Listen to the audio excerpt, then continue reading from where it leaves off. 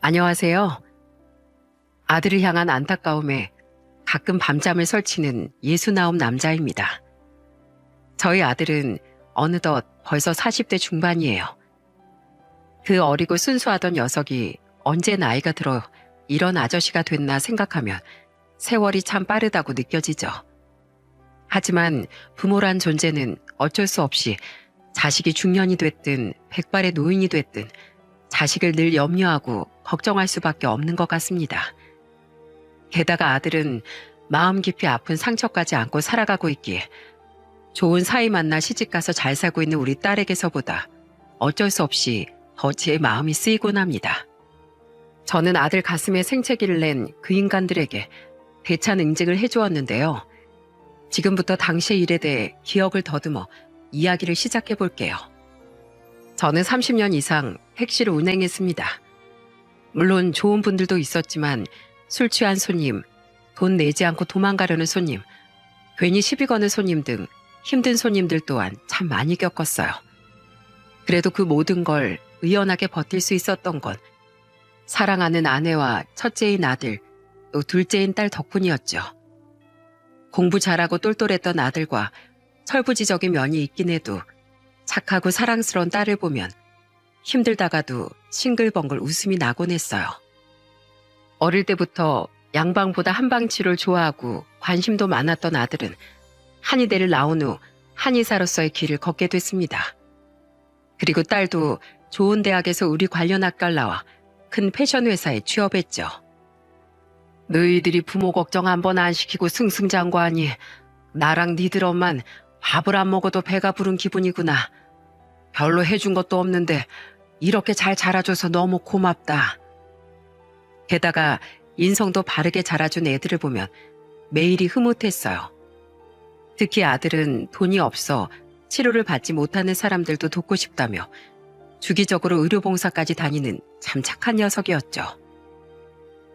아이들을 보니 저도 더 열심히 살아야겠다 싶어 저는 꾸준한 재테크 공부를 시작했습니다. 그리고 운이 좋게 재테크에 성공해 아들이 35살이 됐던 해엔 근처 시내의 3층짜리 상가 건물도 매입하게 됐죠. 워낙 노른자 땅이라 받는 월세만 해도 쏠쏠했어요.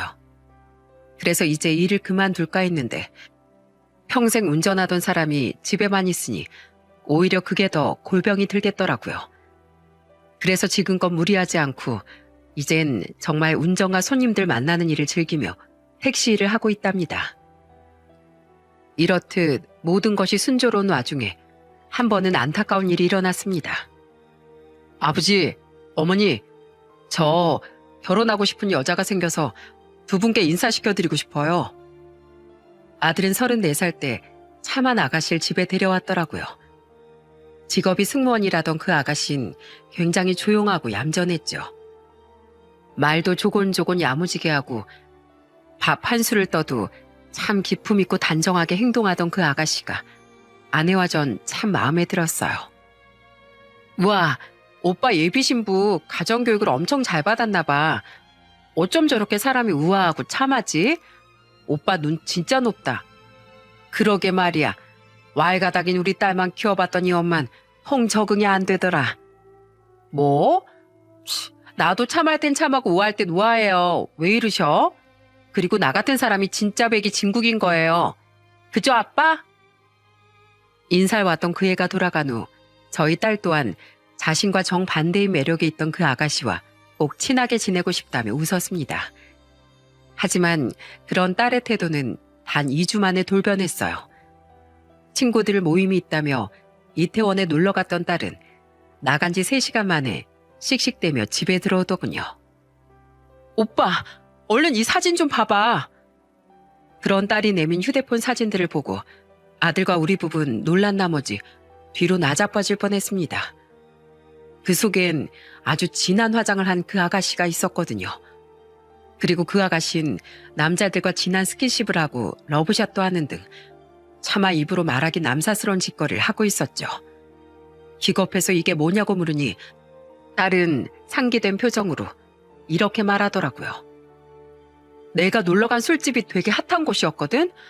근데 그 여자가 거기서 저러고 있더라니까? 오빠랑 우리 앞에서 그렇게 세상 참한 척 하더니 완전 다 내숭이었어. 가식이었다고. 거기 사진에 남자들 있지?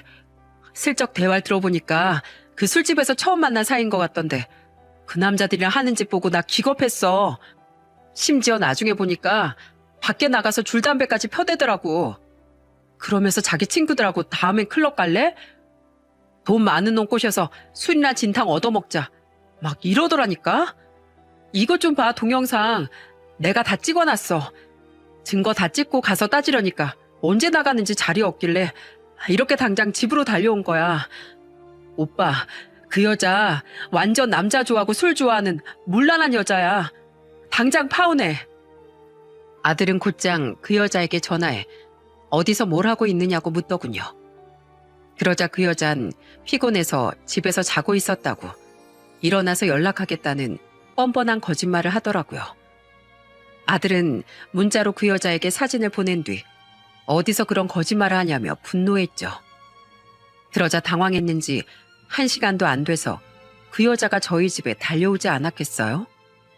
아들은 단판을 짓고 오겠다며 나갔는데 1시간 뒤 고개를 절레절레 흔들며 집에 들어와 이렇게 말했습니다. 진짜 만났던 1년이란 시간이 허송세월이었네요. 술 냄새, 담배 냄새, 진한 향수 냄새, 떡칠한 화장까지. 지금껏 제가 알던 사람과는 완전 다른 여자더라고요. 제가 너무 좋아서 실체를 숨겼다고 싹싹 비는데 다른 놈들이랑 입 맞추고 스킨십하고 다니던 여자를 제가 미쳤다고 받아줘요. 저는 다른 건 다 그렇다 쳐도 바람 피우고 앞뒤도 다른 인간은 딱 질색이에요. 당장 파혼 선언했어요. 그렇게 아들은 파혼을 했습니다. 사실 파혼도 아니고 그냥 이별이었죠. 아직 상대 집에 인사를 간 것도 아니고 준비된 것도 아무것도 없었으니까요. 그 여잔 아들이 당시 일하던 한의원까지 찾아가 매달렸다고 했는데 아들은 들어볼 것도 없이 즉시 경찰을 불러 쫓아냈다고 하더군요. 우리에겐 의연한 모습을 보였지만 그때 일이 충격으로 남았는지 아들은 오래도록 여자를 만나지 않았습니다. 저희 딸이 결혼하고 손주를 둘이나 낳을 동안에도 일절 말이죠. 일에만 집중하며 돈을 모으다 나이 40엔 약간의 제 지원을 더해 자기 한의원도 직접 차렸습니다. 그리곤 동네가 멀어 그 동네로 이사하며 독립을 하더라고요. 에휴, 애가 어떤 상처를 갖고 있는지 아니까 결혼 생각에 대한 얘기는 해볼 생각도 못 하겠어요. 그냥 내버려둬. 능력 있는 놈인데 혼자 잘 살면 그만이지. 요즘엔 결혼이 필수인 시대도 아니고. 알죠.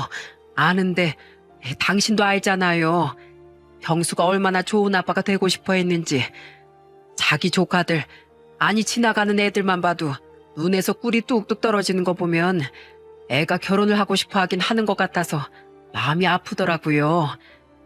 그건 그렇지. 그냥 지켜봐 주자고. 강한 녀석이니 잘 이겨내고 자기 행복 알아서 잘 찾아갈 거야. 말은 이렇게 했지만 저도 내심 늘 아들을 걱정했습니다. 그런 아들이 나이 42에 최근 반년간 만나는 사람이 있다고 했을 때 저와 아는 들뜬 마음을 감추지 못했어요. 아들은 자신보다 4살 어린 그 아가씨를 결혼정보업체를 통해 만났다고 하더군요. 저도 이젠 다시 좋은 사람 만나 아이도 낳고 행복한 가정을 꾸리고 싶더라고요. 그런데 예전 그 여자 생각 때문에 누굴 만나는 게 선뜻 쉽지가 않았어요. 근데 제 친구가 자기가 가입해서 지금 재수 씨까지 만난 결혼정보업체를 추천해 주더라고요.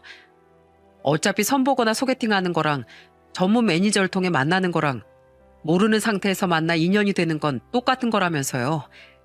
거기다가 다른 거 몰라도 신원이나 직업, 재산 같은 건 속을 일 없이 확실하니까 좀 안심이 되지 않겠냐고 하는데 뭐 한 군데라도 확실한 게 낫다는 말에 설득돼서 가입했다가 다행히도 좋은 사람을 만난 거예요. 그래서 뭐 하는 아가씨인데 유명한 주유회사에 다니고 있어요. 이름 대면 누구나 알만한 대기업이요. 아버님은 지방에서 유명은행 조합장으로 일하고 계신데요. 서울 올라갈 일이 있으니 얼굴 한번 보자시기에 얼마 전에 여자친구 부모님도 뵙고 식사한 적이 있었거든요. 근데 두 분 다 털털하고 유쾌한 분들이셨어요. 여자친구 성격이 딱 두 분을 닮았더라고요. 참 선하고 밝은 사람이에요. 아들의 행복한 표정을 보니 우리 입에도 미소가 그려졌습니다.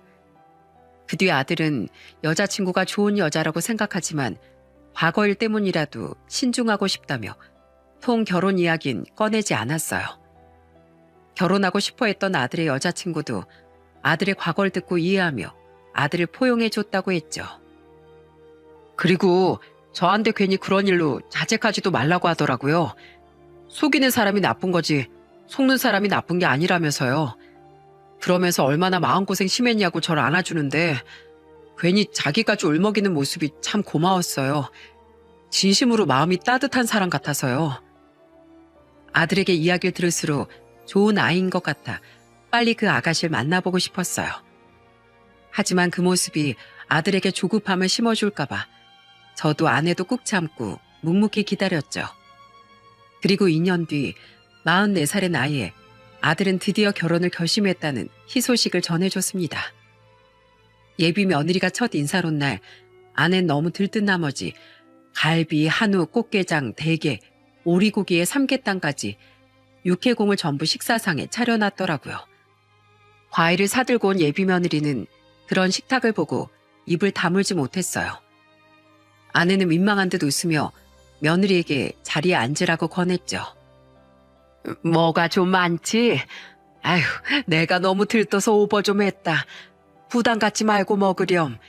배부르면 절대 억지로 먹지 말고. 그게 더 날 미안하게 만드는 일이야. 아이, 부담은요. 너무 맛있어 보여서 입을 못 다물겠는데요. 이렇게까지 환영해 주시니까 제가 너무 감사해서 어쩔 줄을 모르겠어요. 음식도 음식이지만 이걸 전부 차려주신 어머님, 아버님 마음이 너무 감동이에요. 음식 하나하나 잊지 않고 감사한 마음으로 잘 먹을게요. 아이고, 말하는 것도 어쩜 이렇게 예쁠까. 내숭 없이 크고 밝게 웃는 모습과 야무진 말씨가 마치 저희 딸을 떠올리게 했습니다. 게다가 너무 맛있다며 복스럽게 먹는 모습에 털털함이 느껴져 더욱 호감이 갔죠. 생긴 것도 얼굴선이 참 고운 게 화려하진 않아도 단정한 동양미가 느껴지더라고요. 그런 예비 며느리가 돌아간 후 크게 만족한 전 아들에게 물었어요. 저번 주에 처가될 집 다녀왔다고 했지? 너도 바쁘고 나도 정신이 없어서 그때 미처 잘 다녀왔는지 묻지도 못했구나. 결례되는 일 없이 잘하고 왔지? 네, 예전에 한번 뵌 적 있다 보니까 비교적 편한 분위기에서 잘 인사드리고 왔어요. 아, 근데 예비처가 집 거실 창밖 풍경이 굉장히 멋지더라고요. 아들은 방문했던 예비 사돈 댁의 아파트 고층 풍경이 좋았다며 자신도 아파트 고층으로 신혼집을 구해야겠다고 말했습니다. 저희 집도 아들의 전셋집도 아파트긴 해도 저층이었거든요. 저는 그런 아들에게 뭐라도 해주고 싶어 그럼 제가 아파트를 직접 구해주겠다고 말했어요. 한의원 차리느라 모은 돈 많이 쓰지 않았냐고 하면서요. 그러자 아들은 웃으며 이러더군요. 아니에요. 안 그래도 아버지랑 어머니가 그러실 것 같아서 미리 은하랑 상의했는데요. 그냥 저의 힘으로 시작할게요. 은하가 모아놓은 1억 2천도 있고 저도 그동안 돈 열심히 모았어요. 거기에 대출 조금 끼면 괜찮은 아파트로 충분히 들어갈 수 있어요. 저 한의원 차릴 때 도와주신 걸로도 저 이미 넘치게 받았어요, 아버지. 은하가 그러던데요. 대출금 갚는 거 부모님이 걱정하시면 예비 며느리도 저만큼은 아니어도 나름 돈 잘 버는 대기업 직원이니까 걱정 붙들어 매시라고 꼭 말씀드려달라고요. 아들은 예비 며느리가 돈 욕심이 별로 없는 사람이라며 웃어 보였습니다. 그리고는 집은 상견례부터 한 후 천천히 구할 거라고 말했죠. 상견례는 며느리가 인사 온 지 한 달 뒤 서울에서 진행됐습니다. 겸사겸사 서울 나들이도 할 겸 예비 사돈들이 감사하게도 서울로 올라와 주셨거든요. 그리고 아들에게 듣던 대로 예비 사돈들은 웃는 모습이 선하고 유쾌한 분들이었어요. 예비 바깥 사돈은 제게 자신의 은행 조합장 명함을 건네며 유쾌하게 말씀하셨죠. 운전일 하신다면서요? 참 멋지십니다. 저도 운전 엄청 좋아하는데 그에 비해 겁이 너무 많아서 놓아놓자마자 그냥 차를 팔아버렸거든요. 제가 다치는 거야 괜찮은데 괜히 엄한 사람한테 피해를 줄까 봐서요. 별 말씀을요. 오히려 다른 사람들 먼저 생각하는 그 사돈 어른의 배려심이 훨씬 멋지십니다. 우리 예비 며느리가 두 분을 닮아서 저렇게 착하고 얼굴도 예쁜 거였네요. 두 분 모두 인물이 참 좋으십니다. 게다가 두 예비 사돈, 특히 예비 바깥 사돈은 그 나이에도 인물이 꽤 출중하더라고요.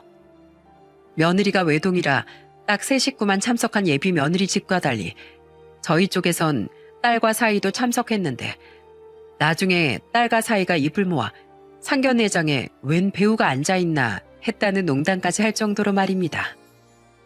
서로 상대 집안 자식을 칭찬하며 상견례 분위기는 화기애애하게 마무리됐어요. 아들과 예비 며느린 그로부터 2주 뒤 결혼식장도 예약을 마쳤죠. 그렇게 행복하게 아들의 결혼식을 기다리던 와중 전 아주 역대급으로 경악한 사건을 겪게 됐습니다. 상견례를 마친 지 3주째가 되던 어느 날이었어요. 기사님, 방배동으로 가주세요. 버스터미널에서 택시 손님을 기다리던 전 한 여자 손님을 태우게 됐습니다. 그 손님은 방배동의 한 부동산으로 가달라고 말을 하더라고요. 그런데 출발한 지 얼마 뒤 백미러로 얼굴을 보니 웬걸? 얼마 전 상견례 때 만난 예비 안사돈이 아니겠어요? 너무 반가워서 인사를 하려 했는데 차에 타자마자 통화를 시작한 예비 안사돈은 통 끊을 생각이 없더라고요. 백미러로 몇 번 눈을 마주쳤는데 제가 마스크를 쓰고 있어 절 알아보지 못하는 것 같았죠. 통화를 방해하고 싶지 않아 전 전화가 끊길 때까지 기다리기로 했습니다. 어쩔 수 없이 들리던 통화 내용을 들어보니 상대방은 제 예비 며느리인 것 같더군요. 차 안이 조용해서 그런지 수화기 넘어 예비 며느리의 말도 선명하게 들렸어요. 그런데 듣다 보니 통화 내용이 뒤로 갈수록 점점 더 경악스러워지지 않겠어요?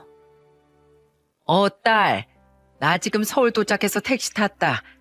어차피 너랑 김서방이랑 우리랑 다 같이 살 집이니까 내가 좋은 물건으로 미리 알아보마. 내가 이사 갈 생각에 설레서 가만히 있을 수가 있어야지. 넌 오늘 김서방이랑 데이트하러 간다고 했지? 근데 김서방한테 결혼하고 우리 다 데리고 살아야 되는 거 언제 말하려고? 기왕이면 빨리 말하고 집부터 구해서 들어가 살자. 지금 사는 아파트 월세 내기 아까워 죽겠어. 대충 아무 핑계나 둘러대면서 꼬시면 되지. 사긴 우리 집안 전문이잖아. 근데 아빠는 왜 같이 안 왔어? 그놈의 도박하러 또 나갔다. 아휴, 있는 돈 없는 돈 다 끌어모아서 너한테 줘가지고 가뜩이나 돈도 없는데 내가 정말 한장하겠어. 근데 얘, 너 뒷조사 제대로 해봤어? 이번엔 정말 확실한 거지? 확실하다니까. 한의원 앞으로 된 대출도 없고 시댁들 집 돈도 많아. 시아버지 될 사람 앞으로 된 알짜배기 상가 건물도 있는 거 내가 확실하게 뒷조사해서 다 알아봤으니까 그 긴 시간을 아무 말 않고 기다려준 거지. 인내한 만큼 결혼해서 내가 어떻게든 그놈하고 그 집 돈 야금야금 다 빼돌릴 거야. 두고 봐. 우리 셋 돈 다 끌어모아서 내가 저축한 거라고 속인 그 1억 2천으로 내가 창조 경제를 만들어 보일 거야. 잘했어. 우리 딸 아주 든든해. 내가 예전에 너랑 만나던 놈을 생각하면 아직도 짜증이 확 난다. 사업한답시고 외제차 떡하니 몰고 좋은 아파트 살길래 냅다 물었더니만 너 그놈 실체가 어땠어? 사업한답시고 뻐기고 다니더니 빚만 수두룩하고 아파트 월세에 외제차는 전부 대출해. 그게 사기꾼이 아니고 뭐냔 말이야. 그런 주제에 감히 무슨 대기업 직원이랑 결혼을 하겠다고. 물론 네가 진짜 대기업 직원 아니지만 말이야. 근데 진짜 너 그걸 그놈한테도 지금 사이들 애한테도 어떻게 속였니? 아유, 그거야 쉽지. 데려다 주겠다고 하면 그 회사 앞에 내려서 그냥 건물 들어갔다가 나중에 나오면 되고, 데리러 온다고 하면 얼른 달려가서 건물에서 나오는 척하면 되는 건데 뭘. 좀 피곤한 척도 해주면서 말이야.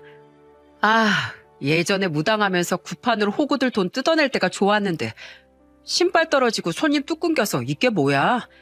돈 많은 놈 꼬시려고 피곤하게 진짜 별짓을 다 한다 내가. 내린구 받은 지 얼마나 됐다고 그렇게 일찍 신발이 떨어질 줄 누가 알았겠어? 대충 아무 말이나 해서 어떻게든 호구들 등쳐먹으려다가 고소당해서 합의금 물고 쪽박을 찰 줄 누가 알았겠냔 말이야. 내비게이션에 집중을 제대로 할 수 없을 정도로 대화의 내용은 충격적이었습니다. 그러니까 돈 욕심이 없는 줄 알았던 예비 며느린 처음부터 아들과 저희 집 돈을 노리고 결혼한 거였고, 심지어 대기업 직원도 아닌 신발 떨어진 무당이었던 거예요. 그것도 사기치다 합의금까지 문 전적이 있는 사짜였죠. 돈을 못 벌자 예비 며느린 돈 많은 남자를 꼬셔 결혼해 돈을 뜯어내려고 한 겁니다. 예비 사돈들이 산다던 아파트는 전세도 아닌 월세였고, 아들이 구할 신혼집에 아들과 상의도 없이 늘러붙을 생각이었던 거예요. 그것만 해도 손이 벌벌 떨릴 정도인데 충격적인 대화는 끝이 없었습니다. 됐어. 어차피 곧 꽃길만 걸을 건데 과거 때문에 스트레스 받아 뭐하니? 근데 너 김서방 말고 만나던 그 기생오래비 같은 놈이랑은 정리 잘 한 거지?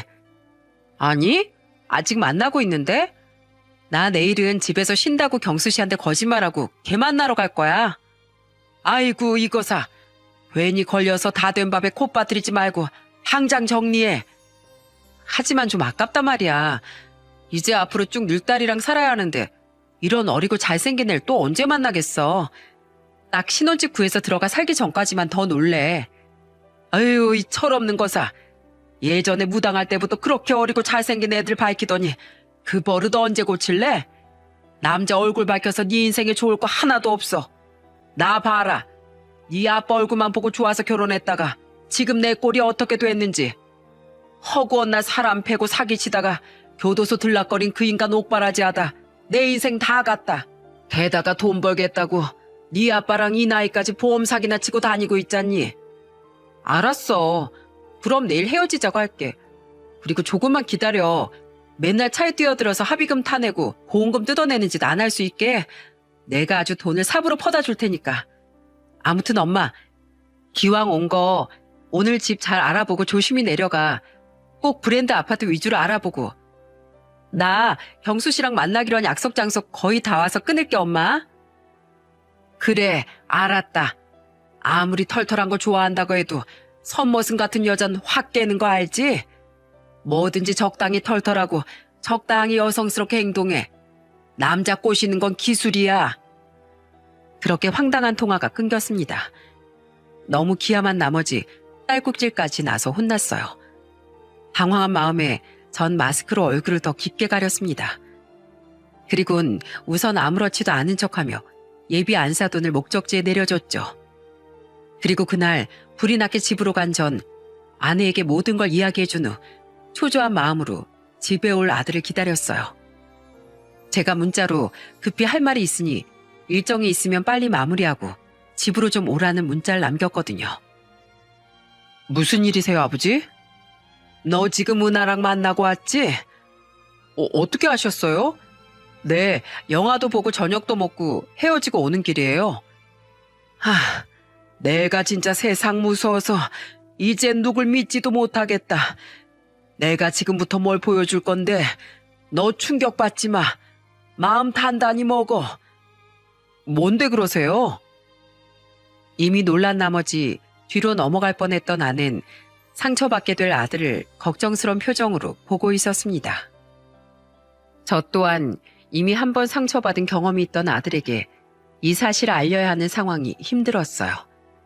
하지만 피할 수도 없는 일이라 저는 눈을 질끈 감고 아들에게 제 택시 블랙박스 영상을 보여주었죠. 예비 안사돈의 충격적인 통화 내용이 고스란히 녹화되고 녹음된 그 부분을 말입니다. 그리고 블랙박스엔 휴대폰 너머 예비 며느리 목소린 잘 녹음되지 않아 저는 제가 들은 내용을 아들에게 입으로 설명까지 해줘야 했어요. 영상을 모두 본 아들은 충격을 받은 나머지 말까지 더듬으며 묻더군요. 이게 지금 대체 뭐죠? 그러니까 이게 정말 사실이라고요? 떡하니 영상에 은하게 모친 얼굴이 찍혀있잖니. 나도 정말 기함을 했다. 손이 떨려서 운전도 무슨 정신으로 했는지 모르겠어. 세상에 그 많은 택시 중에 하필 내 택시를 잡아 타다니. 이걸 감사한 우연이라고 해야 하는 거냐? 에휴, 많이 놀랐지? 믿기지가 않아요. 그렇게 신중을 기하면서 오래도록 지켜봤는데 어떻게 이렇게 깜짝같이 속았을 수가 있죠? 그러게나 말이다. 참 무서운 세상이다. 무서워. 내가 집에 오는 길에 형사 출신 사장이 있다는 심부름 업체에 그 집안 인간들 뒷조사 의뢰해놨다. 설마 그 사기꾼들이 우리한테 숨기는 내용이 더 있을까 싶어서 말이야. 며칠 걸린다니까 우선 너 걔한테 아무런 티도 내지 말고 기다려봐라. 의뢰했던 심부름 업체에선 닷새 뒤 우리에게 결과를 전해주었습니다. 그 닷새가 참 억겁의 시간과도 같았어요. 그 와중에도 아들은 그 사기꾼 여자애한테 아무것도 모른 척까지 해야 했으니 더 고통스러웠겠죠. 그리고 그 결과는 정말 충격적이었어요. 정말 대단한 집안이로구나. 무슨 가족 사업도 아니고 집안 인간들이 전부 사기꾼의 범죄자야. 그 세 인간에겐 모두 전과가 있더라고요.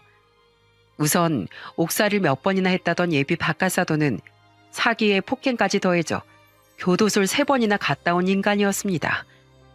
은행 조합장은 무슨 도박만 일삼고 다니던 백수더군요.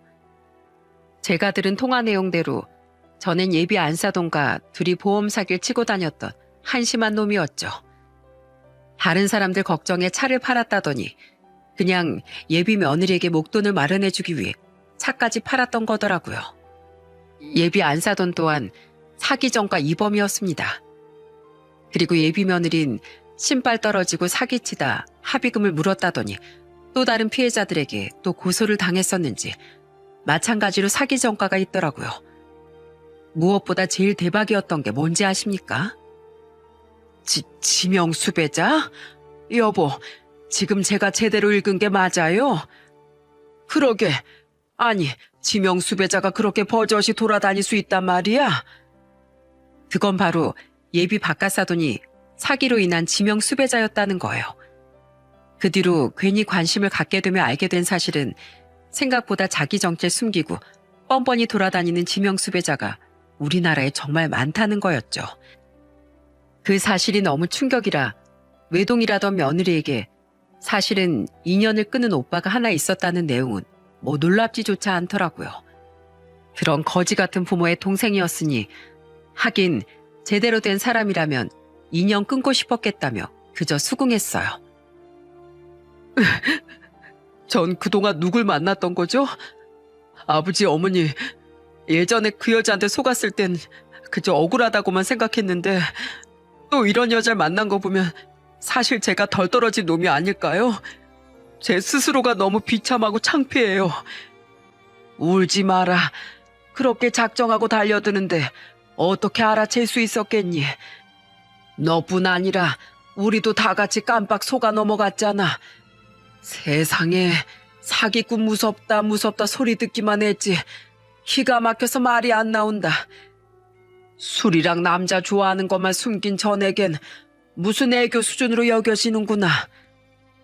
늘 의연하게 굴던 아들은 이번엔 충격을 이기지 못하고 우리 앞에서 눈물을 보이더군요.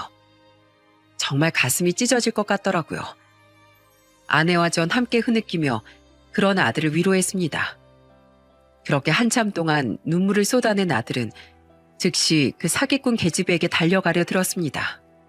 그리고 그런 아들을 말린 건 바로 저였어요. 왜 말리세요, 아버지? 전 절대 못 참아요. 저뿐 아니라 우리 가족을 농락한 그 여자, 그리고 그 부모들까지 제가 절대 가만 안 놔둘 거라고요. 기다려봐라. 피해자는 우린데 우리가 왜 힘들여 찾아가야 하니?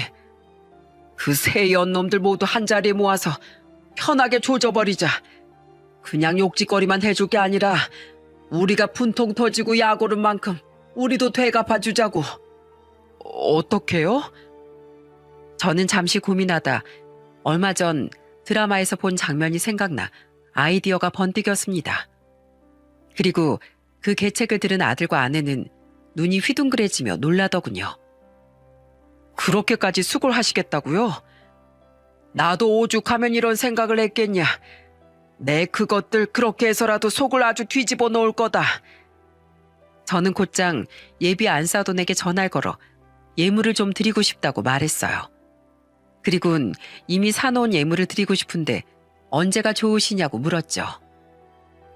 제가 사돈 어른 명품 시계랑 사부인 드릴 금 목걸이 그리고 우리 예쁜 며느리 줄 명품 가방을 하나씩 사놨거든요. 예. 예단 예물 이런 거 안 하기로 하지 않으셨나요? 저희가 돈이 없는 건 아닌데 지금 묶여있는 데가 있어서 애들 결혼 전까진 준비하기가 어려운데요. 에휴, 괜찮습니다. 은하가 너무 예뻐서 저희가 뭐든 해드리고 싶은 마음에 마음대로 준비해봤습니다. 그리고 두 분과 은하한테 원하는 건 따로 있으니까 이번에 예물 받으러 오실 때 말씀드리죠. 원하는 거라고 해봐야 뭐 별거 아니지만은요. 예물을 주기만 하고 싶다는 제 말에 예비 안사돈은 티나게 기뻐하며 당장 그 주 주말에 올라오겠다고 하더군요. 그럼 저는 저녁 식사를 대접하겠다며 그들을 집으로 초대했죠. 소식을 들었는지 예비 며느리 또한 아들에게 전화해 방방 뛰는 목소리로 이러더군요. 아버님, 진짜 센스 짱이시다. 물론 비싼 걸 주셔서 좋은 게 아니라 그 마음이 너무 감동이야. 그럼 그날 우리 오랜만에 보는 거지? 경수 씨 이번 주엔 바쁘다고 나 만나주지도 않았잖아. 이번 주말에 시간 되는 줄 알았으면 진즉 먼저 만나자고 할걸. 그때 봐. 얼른 보고 싶다. 말을 예쁘게 한다고 생각했는데 추악한 실체를 알고 들으니 역겹기 짝이 없더라고요. 모두 연기고 가식인 걸 알게 됐으니까요. 그리고 얼마 뒤인 주말 저녁에 예비 며느린 자신의 부모와 함께 저희 집에 거의 다 도착해 간다며 약속 시간에 맞춰 아들에게 전화를 걸었더군요. 그 전화에 우리 모두 아파트 입구로 내려갔습니다. 세 사람은 싱글벙글 웃는 얼굴로 곧이어 도착했죠. 초대해 주셔서 감사합니다. 사돈 어른, 사부인. 근데 왜 여기까지 나와 계세요? 저희가 그냥 올라가면 될 것을요. 오느라 고생 많으셨습니다. 제가 차 트렁크에서 은하랑 두 분께 드릴 예물을 안 꺼내온 게 생각나서요. 겸사겸사 그것들 가지러 올 겸 다 같이 마중도 나올 겸 해서 여기까지 나와 있었습니다. 제 차 저기에 주차돼 있거든요. 함께 가시죠. 연식이 조금 된 아파트여서 저희 아파트 단지엔 주차장이 지상에 있었습니다. 저는 차를 미리 주차시켜 놓은 조금 구석진 곳으로 세 사람을 안내했어요. 그리고는 차 트렁크가 잘 보이는 위치에 일부러 세 사람을 세워뒀죠. 저는 잔뜩 기대한 표정을 전혀 숨기지 않고 있던 세 사람을 향해 이렇게 말하곤 트렁크를 열었습니다. 사실 제가 준비한 다른 선물이 있는데요. 트렁크를 잘 봐주세요. 아마 깜짝 놀라실 겁니다. 또 선물이 있다고요? 제 말에 입이 거의 귀에 걸린 세 사람은 반짝거리는 눈으로 천천히 열리는 차 트렁크를 바라보더군요. 하지만 이내 눈에 들어온 휘황찬란한 제 선물을 보고 아주 빠르게 표정이 굳더라고요. 아버님, 이게 대체 뭐예요? 사실 예물 샀다는 거 다 뻥이다. 이게 바로 내 진짜 선물이야. 여러분, 드라마나 영화에서 흔히 보던 그 풍선 이벤트 아시죠?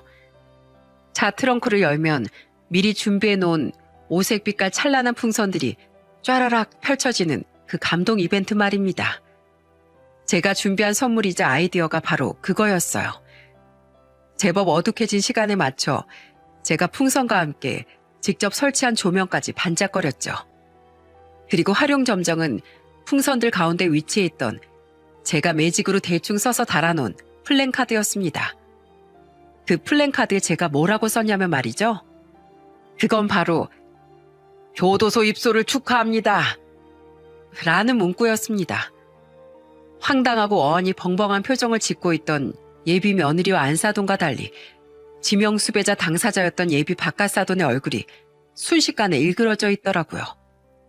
그놈은 저를 보며 다 당신 뭘 알고 있는 거야? 당신 대체 뭐야? 하고 묻더군요. 저는 시익하고 웃으며 이렇게 말했죠. 뭐긴 뭐야. 니들 같은 사기꾼들한테 속아서 피눈물 흘린 아들 애비지. 감히 내 자식을, 우리 가족 전부를 우습게 보고 속여?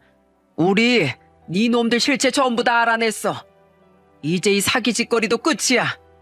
교도소 입설 축하한다 이 개놈아. 야 은하야, 네 아버지 교도소 가시는 길 고이 배웅해드려라. 여러분, 바로 지금이에요. 제 신호가 떨어지기 무섭게 주차된 차들 사이사이에 숨어있던 사복 경찰 몇 명이 빠르게 달려와 그놈을 제압했습니다. 방심하고 있던 그놈은 속수무책으로 빠르게 체포되고 말았죠. 사실 제가 미리 경찰서에 직접 가서 경찰의 예비 바깥사돈을 신고했었거든요. 그리고 경찰들과 약속한 장소 시간에 그놈을 딱 불러낸 거죠. 혹시 숨어있던 경찰분들이 들킬까 싶어 일부러 날이 어둑해질 쯤인 저녁 시간에 저는 그들을 집으로 초대를 했던 거예요. 이거 나 놓으라고? 여보, 여보, 좀 살살 대 이것들아. 이러다 이 잘생긴 얼굴이라도 다치면 당신들이 책임질 거야? 여보, 괜찮아? 그 와중에도 예비 안사도는 마구 몸부림치는 자기 남편을 제압하던 경찰들에게 반말로 소리치더라고요. 자기 딸에겐 남자 얼굴 밝힐 필요 없다 어떻다 하더니 하는 짓이 참 한심하기 짝이 없더라고요. 그리곤 발을 동동 구르며 엉엉 우는데 참 대단한 사람이 따로 없더군요. 얼굴이 사색이 된 채 그 모습을 다 지켜보던 예비 며느린 우리를 향해 표독스럽게 소리치기 시작했습니다. 그 모습은 조금 전 아버님하고 부르던 모습과는 전혀 딴판이었어요. 이것들이 감히 우리 가족을 갖고 놀아? 뭐? 교도소 입설 축하한다고? 재밌냐? 그러니까 재밌어? 그래, 너무 재밌구나.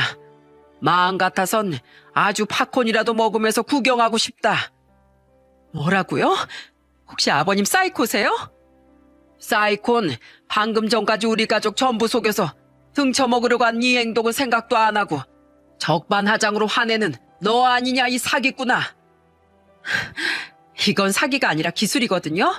돈 버는 기술이요. 세상에 날로 먹으려는 도둑놈이 얼마나 많은데 나 정도면 성실한 일꾼이죠. 열심히 노력해서 돈 벌려고 했으니까요. 그 대단한 논리에 하도 기가 막혀 잠시 할 말을 잃었습니다. 아직 버둥대는 예비 바깥사돈을 제압 중이었던 경찰들도 황당했는지 뻥찐 표정을 지었죠. 그리고 아들은 잠시 말을 잃은 절 대신에 예비 며느리에게 소리치기 시작했어요. 넌 진짜 정신과 좀 가봐라. 상식이 없는 거냐? 양심이 없는 거냐? 너 그동안 내가 알던 그 조은아 맞아? 너랑 네 부모처럼 사람들 속여서 불법적으로 돈을 갈취한 인간들을 바로 사기꾼이라고 하는 거야. 그러게 누가 속을 해? 안 속았으면 되는 거 아니야. 속은 놈이 등신이지. 그래, 내가 등신이었어. 근데 그렇다고 사기친 네 죄가 없어진 건 아니지. 그리고 내가 과거엔 등신이었지만 미래까지 바보 천칠 필요 있어? 아직 소장 못 받았지? 나 너한테 위자료 소송 걸었어. 나한테 돈이나 내놓을 준비나 해. 소장? 내가 너랑 결혼을 한 것도 아니고 아직 돈을 뜯어낸 것도 아닌데 무슨 위자료 소송이야? 고맙게도 파혼에도 피해를 입었으면 소송 걸 수 있다더라. 나 진즉 예식장 예약 취소했고 그날 변호사도 바로 선임하고 소송 걸었어. 예식장 위약금이랑 파혼으로 인한 정신적 피해 보상까지 전부 다 톡톡히 받아낼 거야. 아직 너한테 뜯긴 돈이 없어서 너랑 네 가족을 사기로 고소 못하는 게 분통 터져서 나 그거라도 꼭 받아낼 거라고. 돈밖에 모르는 너한텐 돈을 잃는 게 제일 무섭겠지? 인생 이따위로 살지 마, 이 쓰레기야. 나랑 우리 가족, 그리고 다른 사람들 가슴에 대못 받고 산 죄과 평생에 걸쳐 받으라고 내가 아주 죽을 때까지 기도할 거야. 소송 이야기를 들은 예비 며느리인 아주 똥 씹은 표정이 되더라고요. 결국 예비 바깥사돈이었던 그놈은 경찰에 연행됐고 저는 그놈 뒤통수에 대고 소리쳤어요. 저런 놈은 아주 평생 감옥에서 썩게 해주세요. 야, 이 자식아, 넌 사람 되긴 그런 것 같으니까 평생 감옥에서 무서운 젊은 애들 비위나 맞춰주고 살아. 세상을 위해서 절대 방생되지 마. 알았어? 또 내 눈에 띄면 내 인생 걸고 널 박살내줄 거야. 그리고 그런 제게 예비 안사도는 도끼 눈을 뜨고 달려들더군요. 그런 그 여자를 냅다 밀어서 바닥으로 팽개친 사람은 바로 제 아내였죠. 이게 감히 누구 남편한테 달려들어? 야, 이 미친 여편네야. 남편이 저 따위면 자식이라도 잘 키워야지. 한심하게 아들한테 절연당하고 딸 자식은 똑같은 사기꾼으로 만드냐? 그걸 말리지 못할 멍정 거들어? 넌 어디 가서 애 낳은 엄마라고 말하고 다니지도 마. 세상 모든 부모의 수치니까. 이게 진짜 보자 하니까. 뭘 보자 해? 쳐다보지도 마. 아주 확 눈가를 손가락으로 푹 파버릴라. 제 아내, 저와 결혼하며 주부가 됐지만 결혼 전엔 장모님을 도와 어릴 때부터 시장에서 국밥 장사하던 당찬 여자였습니다. 정말 오랜만에 보는 아내 무시무시한 모습에 괜히 제 오금이 저리더라고요. 그 여자 또한 순간 겁을 먹었는지 두 손으로 냅다 자기 눈부터 가려버리더군요. 우린 그렇게 우리 피를 빨아먹으려던 벌레들을 응징하고 떼어낼 수 있었습니다. 그날 집에 들어와 우린 씁쓸함을 숨기지 못하던 아들을 위로해줬죠. 그날 모든 이야기를 전해들은 딸과 사위도 그날 당장 달려와 아들에게 힘을 주려고 노력했어요. 그날 아들도 딸 내외도 아무도 집으로 돌아가지 않고 저희 집에서 밤 늦게까지 맥주를 먹다 자고 돌아갔답니다. 아들은 마음을 추스르기 위해 한의원을 며칠 닫게 됐어요. 그리고 그 사이 저와 아들은 그 망할 여자와 연결시켜준 결혼정보업체를 찾아가 한판 뒤집어 엎었죠. 모든 고객 신상은 전부 꼼꼼하게 검토하고 사실 확인한다면서요. 댁들 때문에 내 아들 인생이 망가질 뻔했다고. 대체 고객 관리 어떻게 하는 거요? 예? 죄송합니다. 근데 그쪽에서 작정하고 속이면 아무리 저희 같은 큰 기업이라도 일일이 다 걸러낼 수가 없어요. 그걸 지금 말이라고 해요? 그럼 고객들이 여길 어떻게 신뢰하고 자기 인생을 맡기겠습니까? 당장 환불하고 보상하세요. 결국 그 결혼정보업체는 우리에게 환불뿐 아니라 정신적 피해 보상금까지 지불해야 했습니다. 끝까지 자신들도 어쩔 수 없었다고 발뺌 많은 업체를 상대로 아들이 소송을 걸었거든요. 그제야 그 회사에선 우리에게 돈을 지불하고 제대로 된 사과를 했죠. 그 일로 알게 된 건 이런 결혼정보업체 관련 피해자가 우리 말고도 많다는 거였어요. 물론 고객 정보를 꼼꼼히 확인하고 책임감을 가지고 일하는 회사가 훨씬 많겠지만 일부 이런 무책임한 업체는 반드시 개선을 해야 한다고 생각해요. 아들에게 업체를 소개시켜준 아들 친구는 아들에게 진심으로 미안해했는데 사실 그 친구가 무슨 죄였겠습니까?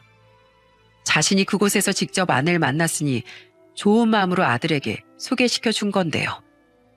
아들도 그걸 잘 알기에 그 친구에게 그저 괜찮다고 말해줬다고 하더라고요. 아들은 예비 며느리였던 애에게도 청구한 위자료를 전부 받아낼 수 있었습니다.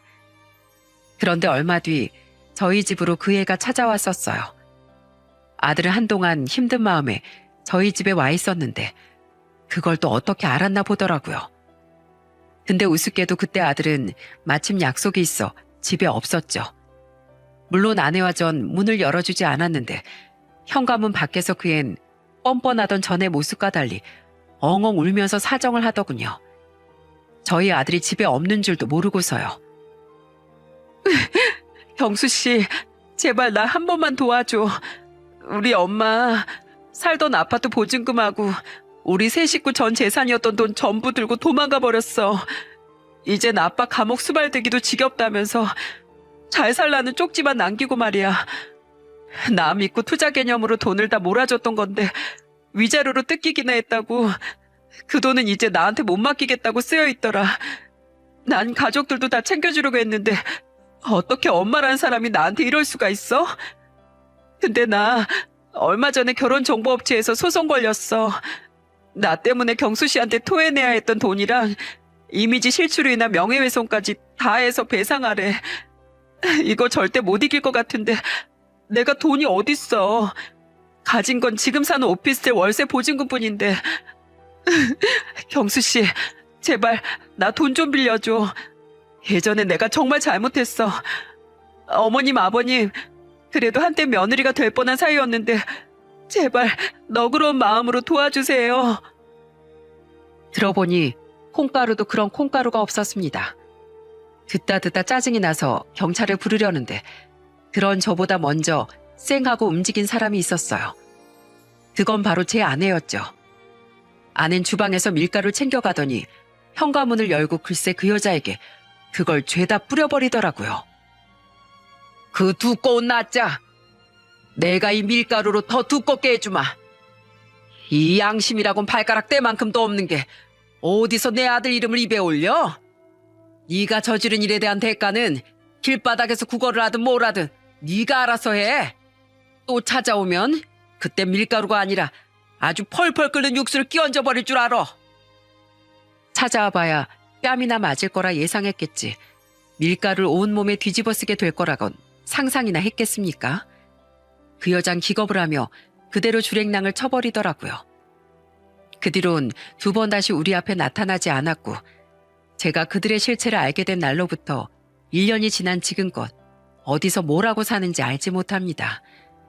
굳이 돈 쓰고 사람 써서 그 인간들의 근황을 알아낼 가치가 있겠습니까? 전 예비 며느린 길바닥에 나앉던 돈을 마련하려 또 사기를 치다 걸렸든 여전히 밑바닥 인생을 살고 있겠죠.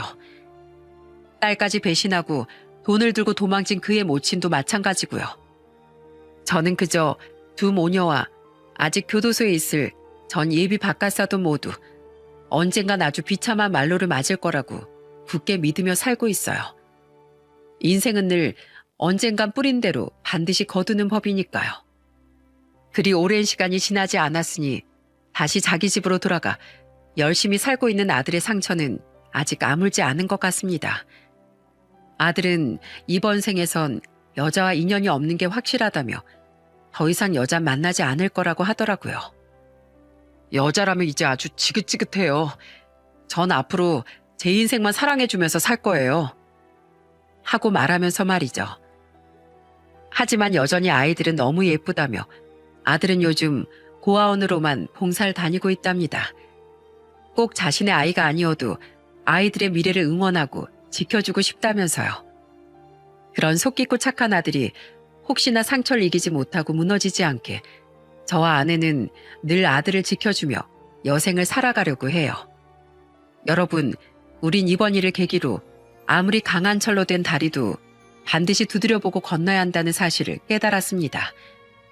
아무리 사람이 주의를 기울인다고 해도 사람이 작정하고 속이면 피해자를 뼛속 끝까지 기망할 수 있다는 걸 몸소 체험해봤으니까요.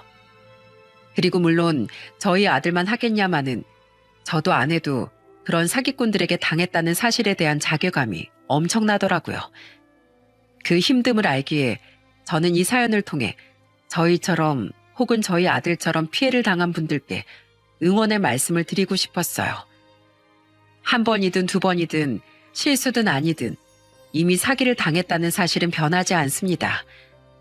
우리가 할 수 있는 건 오직 그들을 응징하는 일과 과거를 딛고 같은 실수를 반복하지 않기 위해 정신 똑바로 차리는 일 두 가지뿐이에요. 지나간 일 때문에 후회와 자괴감 속에만 빠져 있다가 미래에 찾아올 여러분의 행복까지 절대로 망치지 마셨으면 하는 바람을 사연의 마지막에 간절하게 담아봅니다. 피해자분들과 저희 아들이 무사히 상처를 이겨내고 씩씩하게 살아가기를. 속임수로 남의 가슴에 대못을 받고 다니는 사기꾼들은 평생 천벌을 받으며 살길 바라며 이만 사연을 마치겠습니다. 끝까지 들어주셔서 감사합니다.